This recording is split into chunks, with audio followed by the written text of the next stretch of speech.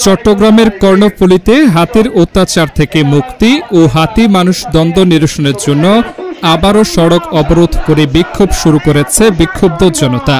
বৃহস্পতিবার ২৭ মার্চ ভোর ৬টা থেকে কর্ণফুলী উপজেলার কেপিজেড দৌলতপুর স্কুল এলাকায় পিএবি সড়ক বন্ধ করে বিক্ষোভ করতে দেখা যায় বিক্ষোভকারীদের।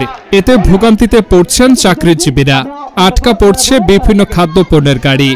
এদিকে বিক্ষোভকারীদের দাবি, হাতির বিষয়টি নিরসনের জন্য প্রশাসন ৪ দিনের সময় নিয়েও তারা কোনো সুরাহা করতে না পারায় তারা আবারও আন্দোলনে নেমেছেন এবং হাতির বিষয়টি স্থায়ী কোনো সমাধান না আসা পর্যন্ত তারা আন্দোলন চালিয়ে যাবেন।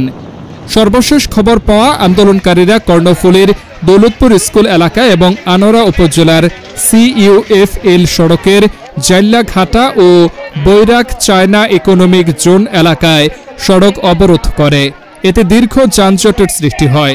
আন্দোলন চলাকালীন সময়ে সেনাবাহিনীর 2টি টিমকে ঘটনাস্থলে এসে পরিস্থিতি নিয়ন্ত্রণে আনার চেষ্টা করতে দেখা যায়।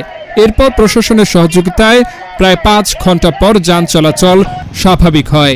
এর আগে গত শনিবার 22 মার্চ হাতির আক্রমণে 3 মাস বয়সী এক শিশুর মৃত্যু হলে ওই দিন ভোর থেকে সড়ক অবরোধ করেন বিক্ষুব্ধ জনতা।